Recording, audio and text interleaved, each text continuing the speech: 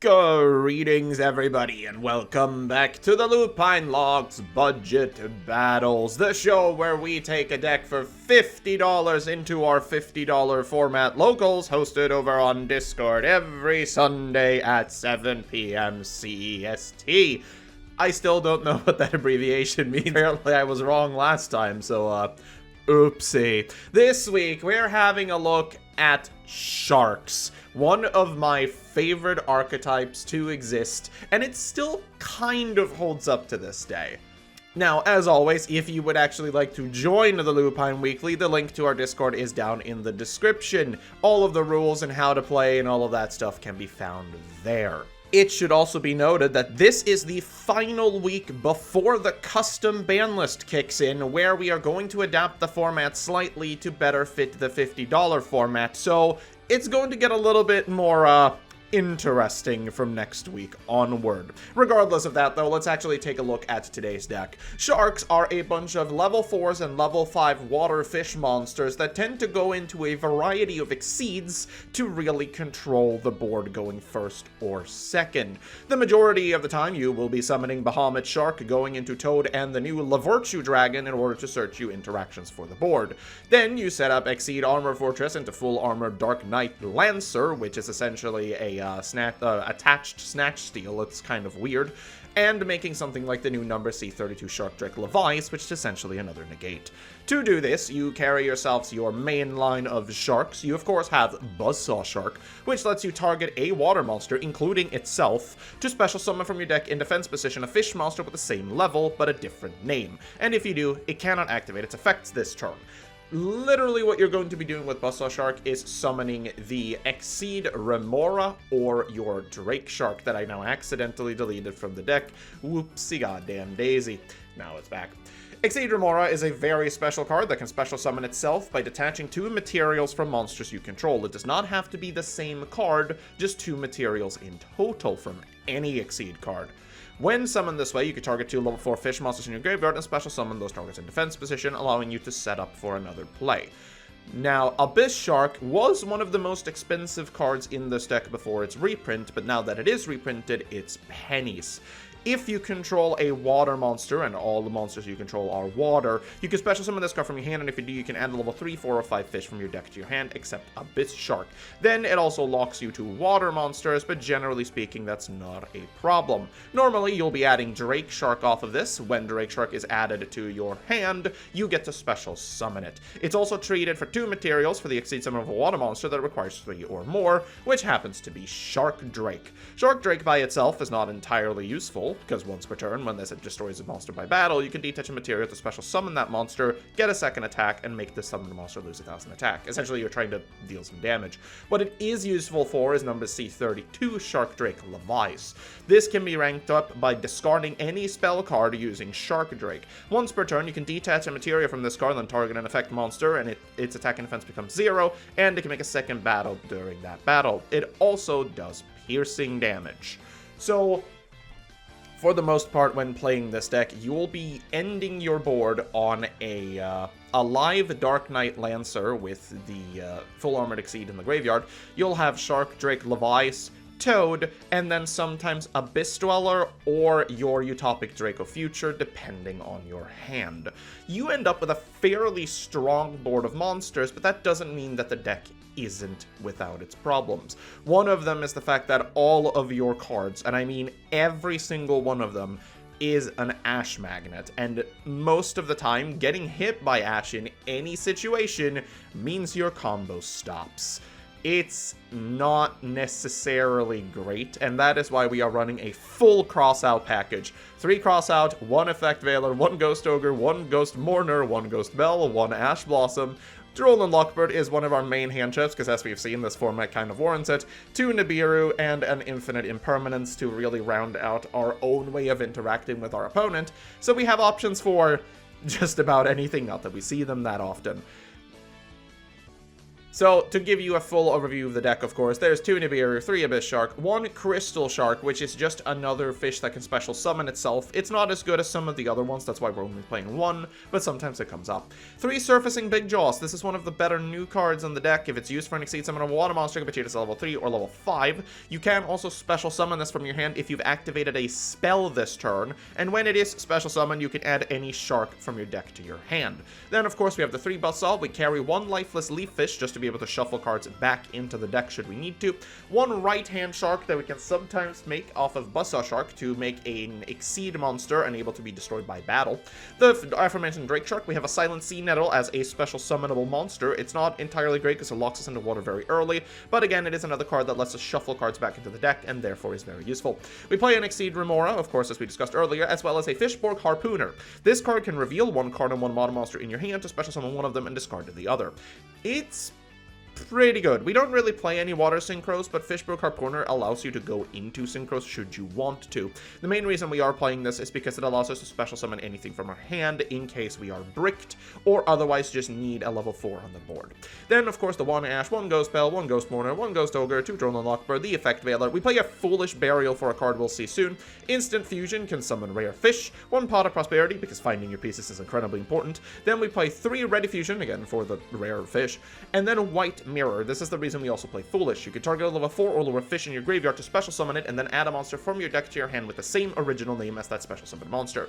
This would allow us to special summon a Surfacing Big Jaws, then add another Surfacing Big Jaws to our hand to activate its effect in hand to special summon itself because we activated a spell. It's pretty good.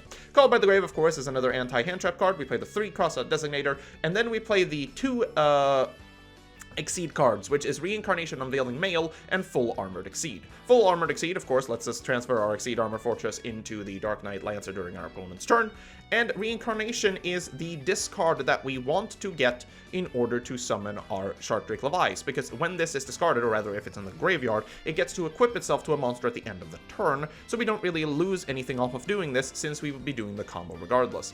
The problem with this is, if we open any of these 2 cards, we are going to have a hard time getting the materials off of Exceed Armor Fortress without Remora exactly. Then we play the last Virtue Stream, because Virtue Stream is just an Icarus attack buff for fish. In the extra deck, we play the Rare Fish, because it's our instant fusion target, and it is a level 4 fish that can start our combo. We play the Full Armor Dark Knight Lancer and the Full Armor Crystal Zero Lancer, which we use going second in case we need to really attack into stuff. It negates everything that our opponents controls until the end of the turn, and sometimes that is just enough to win the game. We play the Shark Drake Lies, the Exceed Armor Fortress, and the Shark Drake. We play 2 Bahamut Shark and 1 Full Armored Utopic Ray Lancer. This is a water monster, shockingly enough, and it negates our opponent's board during the battle phase and can attack twice, which is okay. That's not the main reason we play it, though. We play Stealth Kraken, of course, one of the funniest water control tools. It makes all face-up monsters into water. That does actually screw with some decks, surprisingly enough. And as a quick effect, we can destroy a water monster our opponent controls and inflict damage equal to half their attack to our opponent. Then we play an Abyss Dweller, because again, graveyard decks has always been relevant, and they kind of need to be dealt with. Virtue Dragon is another summon off of Bahamut Shark that searches us the Virtue Stream, as well as allows us to pick back up Exceed Remora from the graveyard. Then, of course, our Totally Awesome, because he's just a froggy little guy. And lastly, we're playing Utopic Future and Utopic Future Dragon. This is the only non-water monster that we carry in our extra deck, because sometimes we can actually make this fairly easily, and that's one of the reasons we play Full Armored. Full Armored is a rank 4 without a name that we can rank up from Virtue Dragon, so if we end on a board with Bahamut Shark and Virtue Dragon, we can turn Virtue Dragon into Full Armored Utopic Ray Lancer, and use these 2 to make Utopic Drake of Future. Generally speaking, this happens not too often, but it is still very, very strong and should not be underestimated. For our side deck, we're playing some classic staples in our format. We're playing a Kaiju, we're playing the 2 Stealth Kraken Spawn in case controlling is going to be more important, 2 Dark Holes, 1 Harpy's Feather Dust, and 2 Lightning Storm, 2 Dimensional Barrier, one of the funniest cards in the universe, which is White Howling. If you control a water monster, you can target spell in your opponent's graveyard, banish it, and if you do, for the rest of the turn, negate all spell effects on your opponent's field. It's an anti-spell card. It's very funny. And then we have Anti-Spell Fragrance and Gozen Match. That's going to be all. Let's bring this stuff into the duels. Alright then, so for our first actual game of today in round 2, we're up against Lardex, who is on Salamangreat. We do have to go second, but he doesn't do anything on his turn, which is shocking. We'll activate Ready Fusion to summon Rare Fish, and then normal summon into our right-hand shark, summoning Bahamut Shark in order to protect ourselves from a possible Nibiru by summoning Toad. In doing so, we'll activate the Abyss Shark from our hand, and we'll add Drake Shark to our hand. Drake Shark's effect will then activate, to which we start getting Duel and Lockbirded. We will actually go ahead and we will negate that using the Totally Awesome by pitching our Silent Sea Nettle, which is going to be responded by a Ghost Ogre and Snow Rabbit, and now it makes sense why he didn't do anything during his turn. We do negate the Droll and Lockbird though, so we are free to keep popping off. We'll summon the Drake Shark. That will activate the Toad effect, and we will simply shuffle back the Toad. We then go ahead and we Exceed Summon into the Exceed Armor Fortress using our Bahamut Shark, and we activate its effect to detach 2 materials to search Reincarnation, Unveiling Mail, and Full Armored Exceed. We are then going to go ahead and summon Shark Drake, and then discard the Reincarnation Unveiling Mail to make Shark Drake low-wise, set 2 cards and proceed to battle, and would you know, we can attack twice, which means this is enough to take the game. For game number 2, our hand is not looking as good as it was before. During the draw phase, he is going to go and activate Salamangreat Circle, searching himself the Gazelle, because who could have guessed that he'd do that? He normal summons Lady Debug, searching himself Spinny from the deck, meaning he now has full Salamangreat combo, and we can't really stop him. He goes into Balinks. He also has the Parallel Exceed, it turns out, so he's gonna Exceed for Exceed. Who could have guessed that? He goes into Cyber's Wicked, getting the Gazelle and activating the Wicked to banish the Lady Debug in order to get another guy, or get a card to the graveyard. And hey, it's Roar! I forgot how the Salamangreat combo works. He's going to activate Spinny, get Spinny on board. He's going to go into Mirage Stalio. Mirage Stalio is going to summon Jack Jaguar from the deck. He's going to link into Promethean Princess, activating Promethean Princess to bring back Jack. Then he's going to go Weasel from hand. Weasel and Jack is going to get overlaid into Sunlight Wolf. He's going to activate the Weasel effect in order to summon Gazelle to my side of the field. He's going to link into Salamangreat Raging Phoenix, activating Mirage Stalio to get back the Gazelle, and activating Sunlight Wolf to get back the Spinny. He now has 5 cards in hand, linked 6 on the board, plus a 4. He's going to go for the Sanctuary, Phoenix for Phoenix, activating the Phoenix effect and setting Roar back to the field. He's going to search himself a Rage from the deck, and now he basically has full setup, and there's not much we can do about it. Jack is going to special summon itself, returning a card to the extra deck, and he's going to summon Bagooska to finish me off, and at this point, it's not great. We're going to go for the Infinite Impermanence here. I'm going to strike the Bagooska, but unfortunately, he flips open the one-in-done Anti-Spell Fragrance. Without the anti-spell here, I think we could have realistically had a chance, because we do have ways to clear the board in Dark Hole, which would have gotten rid of all of this, or baited out his negate. Then we could have gone for the Instant Fusion, normal summon Silent Sea Nettle, which probably would have popped Rage. In doing so, we could have White Mirrored for a fish, and the fish in particular would have been Rare Fish. That would have allowed us to go Abyss Shark, and from there we probably could have won the game. Unfortunately, that's not how this turns out. We go for the Abyss Shark, which searches the Drake Shark, but because we can't really do anything thanks to the anti-spell fragrance, we just kind of have to go into the Drake Shark, and it gets popped, and there's not much we can do about it. Yikes. Game 3. And then for said Game 3, our opening hand is awkward, to say the least. We are going to go for the pot here, hitting 3, getting Foolish Burial, surfacing Big Jaws, and surfacing Big Jaws, and Big Jaws is enough to start our combo. We will go for the Big Jaws, activating Big Jaws' effect in order to search an Abyss Shark. From here, we are going to activate the Abyss Shark, which is going to search us the Buzzsaw Shark. And at this point, we kind of have to take a gamble on the fact that he doesn't have Nibiru, because we need to go hard on this one. We're going to bring out Lifeless Leaf Fish just in case he hits us with things we don't want him to hit us with. We go for the Bahamut Shot unactivated, and there is no Nibiru, so we're going into Toad. We're going into our Exceed Armor Fortress once again, and we actually go for the Exceed Remora, detaching some materials, because again, we do have the full Armored Exceed in hand, so we detached both materials from the fortress, and we summon ourselves Stealth Kragan. We then activate the White Mirror. White Mirror is going to summon the Buzzsaw Shark, draw us a Buzzsaw Shark for a following turn, just in case we need it. We're going to overlay both of these for Abyss Dweller. We're going to set our full Armored Exceed, and that is about as good of a combo as we're going to get on that hand. We have Stealth Kragan turning everything into waters against Salamangreat that all name fire monsters, and we're able to pop a card, which is neat. We have a Toad, of course, for an Omni Negate. We have an Abyss Dweller, making sure he can't do anything from the graveyard, and we've got ourselves the Funny Spiel. We're going to go ahead and we're going, of course, to activate the Abyss Dweller. He's going to fire off the Salamangreat Circle in the draw phase, avoiding my ever-looming Droll and Lockbird. And we are going to pass to him. He's going to normal summon his Water Mirror, going to go into Salamangreat Balinks, activating Parallel Exceed and Balinks, to which I just kind of allow them to exist because I don't particularly care. He is going to summon the Parallel Exceed. He's going to activate Parallel Exceed, which is going to get my Toad negate and my Droll and Lockbird. He ain't going anywhere. At this point, he realizes very quickly that there is no game to be had here, scoops them up, and we will take match number 2. For match number 3, we're playing up against a new participant in the Lupine Weekly. Welcome aboard. Parfuki is playing Memento. We do get to go first in game number 1, and our opening hand is absolutely cracked. We're going to go ahead and we're going to instant fusion for the rare fish, and then going for the surfacing and big jaws in order to search ourselves the Drake Shark. Drake Shark is going to summon itself, to which we get Droll and Lockbirded, which honestly is not great. Getting Drolled in this deck can be devastating, and in this particular hand it does stop us from doing full combo, but we still have some place we can do. We go for the Drake Shark here. We're going to activate and go into Bahamut Shark. Bahamut Shark is of course going to summon Toad. We're going to normal summon the Buzzsaw Shark, and since we can't do any funny searching here, we're just going for the Leaf Fish. We then make a second Bahamut Shark and overlaid both Bahamut Sharks into Utopic Future and then into Draco Future. As I said, this card does come up sometimes, and this happens to be one of the occasions where it did. We are leaving Drake Shark on the board, unfortunately, but going into the other Drake Shark just was not worth it because we could not search the spell off of Exceed Armor Fortress, so it just kind of gets to sit there and we can get it back later with Toad if we need to. He is going to normal summon Memento Goblin, and he's going to be off to the races. He's going to activate Goblin, to which we are going to chain Totally Awesome immediately, and he's going to chain Gabunga Goblin Biker Grand Breakout, which baits our Ash Blossom, because we are definitely not letting him get anything. We negate both things. We activate the Toad effect. Toad effect is going to add back the Buzzsaw Shark to our hand, to which he's going to activate 1 for 1. He's going to pitch another Goblin, meaning he opened 2 Goblins, for the Mementolian Mace.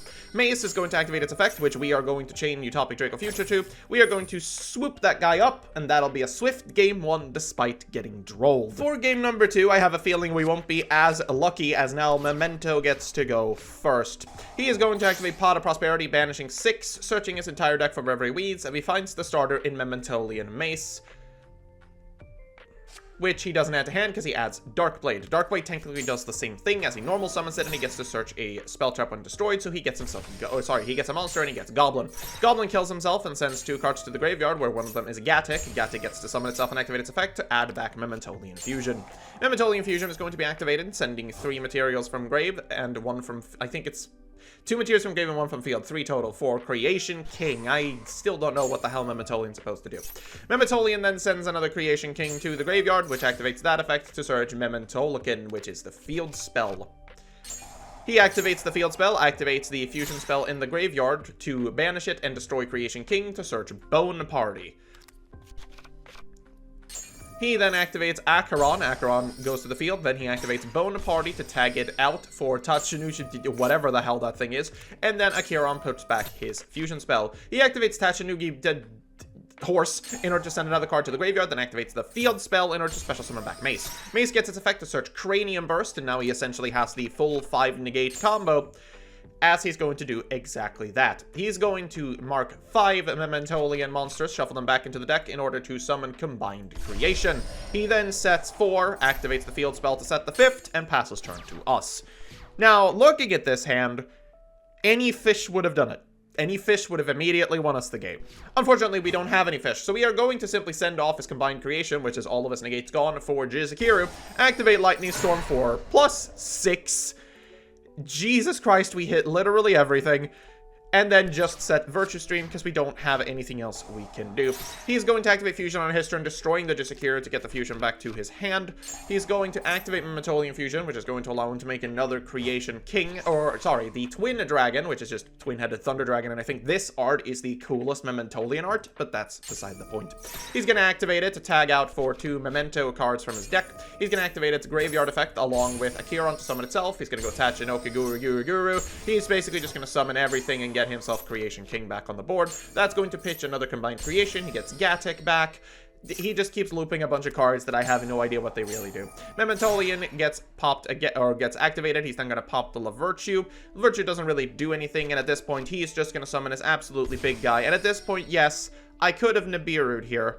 But realistically speaking, there wasn't going to be much I was going to be able to do on the crackback because he was going to set up the trap once again, so I just let him punch me in the face, and that would be it. The trap would allow him to negate 5 monster effects, and the only way I could get out of this were to be definitely monster effects. So it's unfortunate. We take a loss in this and we go to game number 3. In game number 3, we once again get to go first, and what do you know? We're looking at full combo, baby. Unfortunately, we still have the Exceed Mail in hand, but that's fine. We go for the instant fusion into Rare Fish to activate our Surfacing Big Jaws from hand, because we activated a spell in order to search a shark, which we search Abyss Shark.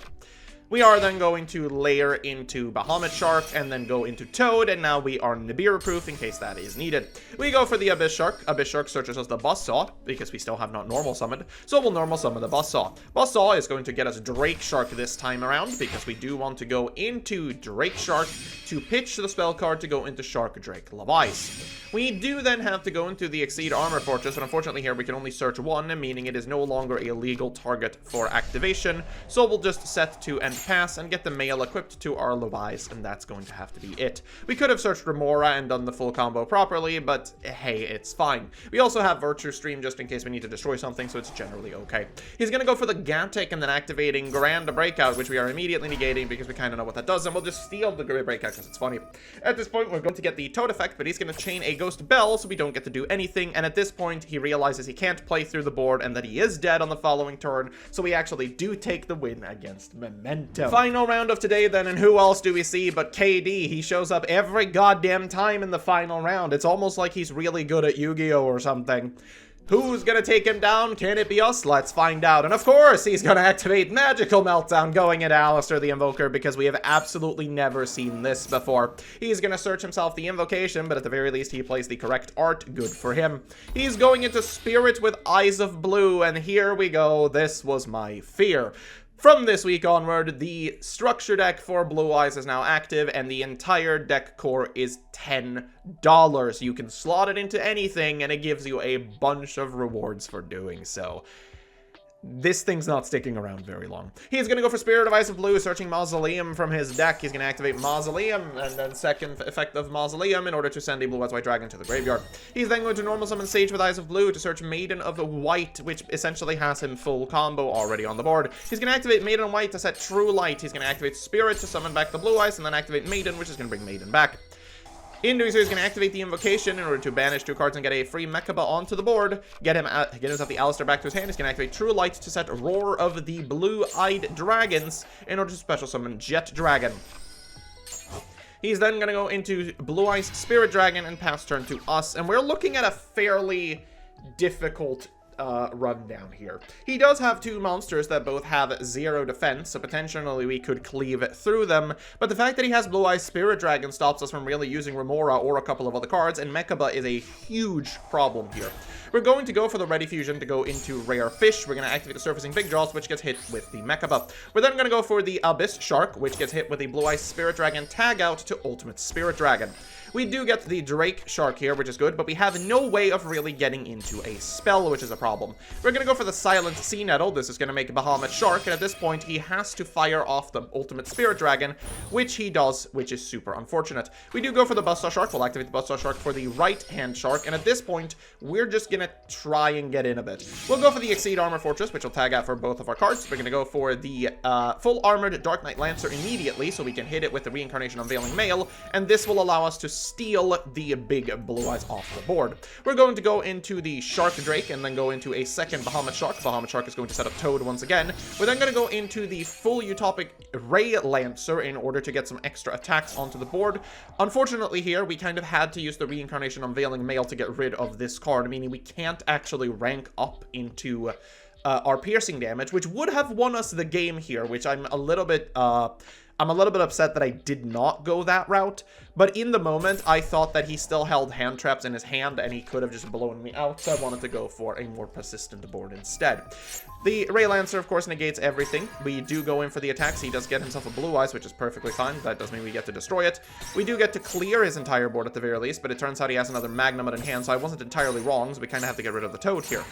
He does get to pop a bunch of cards, unfortunately. Yes, we basically end up sitting on nothing, but we do go for the Remora now that we can.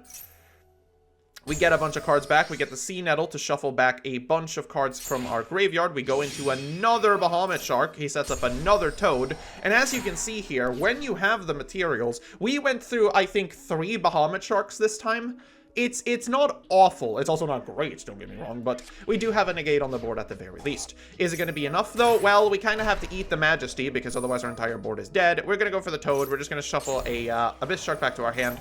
He still has the Alistair the Invoker, and now, unfortunately, I didn't realize that my only target for a Full Armored Exceed was Utopic Future, which is a bit funny. He's going to overlay once again, and of course, he's going to get himself a Alguides, which is just going to pop a bunch of cards on the board. He gets his Jet Dragon back, and at this point, I am punching myself in the face over the fact that I could have won the game last turn, and I didn't. But it's fine. He's going to do full Blue Ice shenanigans, just pop every card on the board, punch me in the face a bunch of times, and at this point, because he has Aguides, the second I special summon anything, he's going to pop it, and our only drawn card is Crossout. Here we go, Aguides pop, and we realize that, yeah, we're not taking that game. It's not happening. I'm a little bit punching myself because I could have easily won that game by going into Shark Drake Leviathan and just punching for damage, and it would have been enough to end the game. But hey, you live and learn, I suppose. Let's see if we can do better in game number 2 then. And our opening hand here is actually fairly good, even though it's lacking a spell. We're going to normal summon the Buzzsaw. We're going to activate the Abyss Shark. Abyss Shark is going to add us Drake Shark, and that is the combo we're sticking with here. We're going to go with the Drake Shark. We're going to activate Buzzsaw Shark to get Exceed Remora. We're going to take the gamble that he doesn't have Nibiru, and it turns out he doesn't. We get ourselves a Toad, so now we are protected. We go to the Exceed Armor Fortress and search our 2 cards from the deck. We're going to go into Shark Drake Leviathan, and then rank it up in... Oh, sorry. We're going to go into Shark Drake, and then rank it up to Shark Drake Leviathan by pitching the Reincarnation Mail. We're going to set 2, one which is Virtue Stream and one which is Full Armored Exceed, and we're going to pass turn. Mail is going to get equipped to the Leviathan to prevent it from being destroyed by battle, and we'll see what KD can do. KD's going to activate Maiden of White. At this point, we're just going to chain the Full Armored Exceed in order to rank up into our Lancer and have the steel ready. Here is the True Light that we somewhat feared, and here comes the Sage with Eyes of Blue. Sage with Eyes of Blue is going to bait our Toad negate. Toad is going to get hit by a Called by the Grave, which is a little bit funny and kind of ruins our future combos, but that's fine. He's going to search the Effect Veiler, which does disrupt us a little bit. He goes into the Spirit with Eyes of Blue. It's going to activate its effect, which we are going to choose to negate, because honestly, it's way too good. He goes for the Wishes of Ice of Blue in order to discard a card and get 2 cards for free. This card is also obscenely strong. He goes into Sage with Eyes of Blue effect to special summon a Blue Eyes. He then gets the Maiden of White back from the graveyard. We are going to activate our Full Armored Exceed here in order to equip the Bahamut Shark to our Lancer. Lancer is then going to snatch up one of his Blue Eyes White Dragons because I felt like it's now or never, right? He's going to go for the fucking Roar to get another Blue Eyes White Dragon, to which we're going to chain Virtue Stream. We are going to pop our Leviathan and pop the Maiden and True Light, because that's the only thing we can really do. He's going to set his pop 3 from the graveyard. That's fine. We're going to pop the Blue Light. He's going to get his Jet Dragon back, which is going to get destroyed, and he's going to pass turn.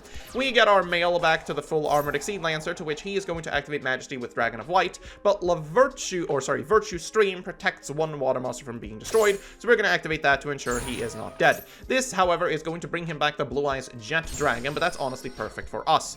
In this case, we're going to activate Full Armor Dark Lancer's effect to pick back up an Exceed card from our deck. Unfortunately, he's going to use this Effect Veiler now, but we had Crossout. And what do you know? We carry an Effect Veiler. We're going to get back the Reincarnation Unveiling Mail, targeting our Lancer. Lancer's going to get to steal a card. We're going to steal the Jet Dragon, normal summon Surfacing Big Jaws, and that is way more than enough damage to take game number 2. So for the last game of today, we're now in game number 3.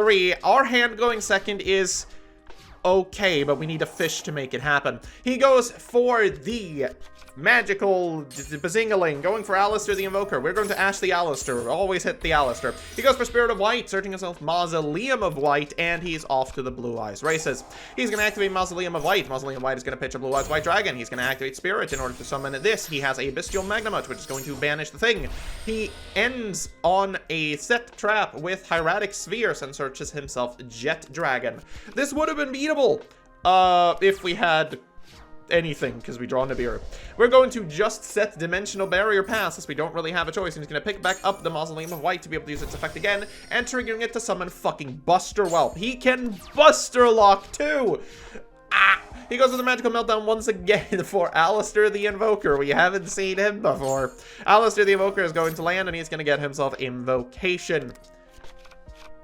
At this point, he's going to link off into Protector Whelp, and I already know what this man's going to do, so I'm going to flip Dimensional Barrier, name Fusion, and prevent him from doing any of that shenanigans. We're going to get hit in the face by Buster Blade of the Destruction Swordmaster and Protector Whelp, because let's be honest, that is a little bit funny, and he passes the turn back to us. We draw ourselves another fucking Dimensional Barrier. We'll set the Silent Sea Nettle, and Pass turn. He goes for the invocation. I tell him, no, you're not fusing. He goes for the Sage with Eyes of Blue, searching himself Maiden of White, and now he's once again off to the goddamn races. He's going for Maiden of White, getting himself True Light onto the board. He goes for the Buster Dragon of all things.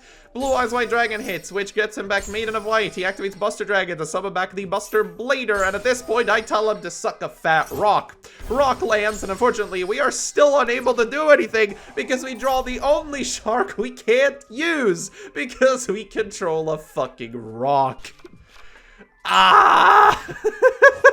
We tribute summon the Abyss Shark in pure frustration, realizing that we've already lost because of Buster Blader. We kill him for the hell of it. He gets Jet Dragon. We punch ourselves into the Jet Dragon. We give him a Kaiju because the hand just was not there. With any shark that we could have summoned, be that Buzzsaw or Surfacing Big Jaws, or hell, even Shark Drake at this point, we could have theoretically gotten ourselves out of that through disruption and pops and everything. But it wasn't meant to be. We just did not find the cards. Super unlucky, but hey, we at least stood a chance against what is undoubtedly the best deck in our format, and it's not even close. But it's a good thing we get to deal with that soon. Alright then, that was Sharks. Honestly, I had a lot of fun playing this today. We had a surprising Blue Eyes turnout. I think a majority of the players, unfortunately, were on Blue Eyes, and we managed to dodge most of them, thank God. But it honestly stood a fair chance, I would say. If we were able to open Sharks in some of our decks, we really would have actually picked up and done a lot better with this. But that is kind of one of the innate weaknesses of this deck, which we're going to talk about now, because let's bring up the scores. For power level, we're giving this deck a solid 7. Our end board is fairly interactive, and we interact in so many different ways on the board that our opponent actually has to play through a lot of odd interactions. Most of the time, we can shut off the graveyard entirely, put up at least 1 or 2 negates on the board, and then be able to just snatch a card in their possession by activating effects in the graveyard is generally really annoying to play against. It's kind of an awkward situation for your opponent when you have so many different ways of interaction. It's not just, you know, negates on the board, it's more than that. The fact that we can fairly easily choose what threats we want to put on the board as well is actually really, really good, and it shows you the strength of this deck in a way that I can't really explain with words. You yourself get to pick the threats of your deck against what opponent you're playing, and that's really, really good. I think a 7 is warranted, but we can't really go higher than that because, you know, our board is not an instant win button most of the time. For consistency, we're getting a 5, straight down middle of the road, because this deck does have problems. The main problem is that if you don't open one of your playable sharks, you tend to be able to do nothing. Playable sharks, of course, being your Surfacing Big Jaws or Buzzsaw, and in some very fringe situations, one of your special summonable ones like Silent Sea Nettle. The thing with this is you really need to have 2 sharks in hand to kind of do something, unless you draw exactly Buzzsaw, which is just a starter in and of itself. This is the main reason we're playing Instant Fusion and Ready Fusion, because it enables the other sharks to go live, both Abyss and Surfacing. This really comes down to things that we saw in the last game against Blue Eyes, where we could just be drawing dead, not allowing us to actually play the game. However, when we do open a shark, we are able to play through hand traps some of the time, which you saw in the game against Memento, that we really can put up an end board even if we get interacted with, which is generally pretty good. Speaking of resistance, though, we are giving it a 4, which is a fairly low score, but there is a gargantuan reason we have to play cross out in this. Every single hand trap known to man will destroy us. If we get hit with an Ash on the Buzzsaw Shark, our turn is done unless we open exactly Abyss. If we get hit with a Ghost Bell when we attempt to activate Exceed Remora, we don't get any benefit and just lose materials. If we get hit with a Ghost Ogre on our, like, any shark ever, it just hurts. Nibiru is one of our worst enemies. Droll is annoying. We really need to be able to protect ourselves, and the fact that we have to play cross-out with all of these targets in the deck just kind of limit its consistency as well, but it's a necessary evil to actually get to play the game. On the other hand, though, sideboarding with this deck and going into games 2 and 3 in general is almost perfect. We can side into generally any control tools that we really wanted to and get rid of the hand traps we know our opponent is not on, because realistically it doesn't harm us in any way. If we need to play kaijus, we play kaijus. If we need to play control tools, we'll swap it to control tools. If we're going second and need destruction tools, we can do that. It literally does nothing to our deck whatsoever. The good part about this is the same thing I spoke about with the power level, is the fact that our opponent can't really figure out what direction we're really going into. They don't know how well we're going to do or what combo we're going to go into, so siding against us is actually surprisingly harder than you'd think. This is perfect for us because we can do the unexpected, and that is the main way you will win games in Yu-Gi-Oh! Do something your opponent is not expecting you to do. Our side deck is perfect for this, and since this deck cost is generally low, we can stuff anything we'd really want in there. In terms of fun, Sharks is a freaking awesome deck. Again, for all of the aforementioned reasons, you can do so much with this engine, even if you are locked into things like Exceeds most of the time. The way you get to your engine is absolutely crazy, and with cards like Fishborg Harpooner, you can actually get into some synchro monsters as well, like Adamantipator Dragite is a good example. If you need another spell, Trap Negate, you can very easily get into that using Harpooner if you don't lock yourself with, I think it's Remora that locks you to Exceeds. There's a few of those. But generally speaking, this deck is super fun both to play and play against, because your opponent feels as though they have a solid chance to actually interact with you, and their interactions mean something. We don't talk about that a lot in Yu-Gi-Oh! How it feels to play against you, because typically we're just sitting there praying to God that we're winning and not really taking fun into consideration. This deck is fun for you and your opponent, and I think that goes to show just what a great deck this really is. For not even $50, $45, we got a $5 to spare. We can get a fucking sandwich at Subway or something. We are ending this deck at 32 points, which gives it a C rank, which I think is well deserved. It lacks the main superpower to take over the format entirely, but it also comes to the table with a really fun and honestly just strong game plan that ends up winning a lot of games based on its just sheer amount of water guys. I don't have a follow-up to that. I like sharks. Okay, sharks are cool. Alright, now before we end off this video, we actually have a couple more things to cover that sort of surrounds both the channel and this series. Most importantly, we are from this point onward using our custom ban list tailored to the $50 format. More information you'll see in the next episode, but you can also go to the Discord and check out the full list there should you really want to. In case you also want to join the Lupine Weekly, that is where you'll find it and you'll be up to speed about what we are doing. Other than that, we're also changing the format of how I'm choosing what decks to play, as soon you will see the Wheel of Decks returning, to which we will be deciding what we're playing next week. So if you stayed this long into the video, you get a spoiler for next week, you little good guy, you. Lastly, after about a year and a half, channel monetization has been turned back on. I can finally make 5 cents every video I make. Let's go. More importantly though, this brings back channel memberships, which are once again active, so should you wish to request a deck to go on the wheel, you can do so by donating a couple of dollars to me every month. I get some coffee, you get content, and you get a chance to see your particular deck show up in this series. Now, as always though, or rather not as always for the first time, but as always, let's go to the wheel. Alright everybody, welcome to the wheel. You get to look at my beautiful face this entire time. These are all the decks that I have pre-constructed for the Lupine Weekly that I am ready to bring in at any time. A lot of these are decks that I just happen to really like, or decks that I think would really work in our low-budget format. There's about 15 of them on the wheel, and again, in case you want to add one of yours to the wheel, you can find it down below. Now, let's give this thing a great old spin and see what we're playing next week, shall we? We're gonna be oh god, is that? It's not Medulce yet. We're gonna be playing a Rescue Ace next week. This is a weird one. Honestly, Rescue Ace is a fairly consistent deck, which was played a little bit during the Snake Eye format, but I don't really know how it holds up now. I guess we'll have to find out. I'll see you all next week.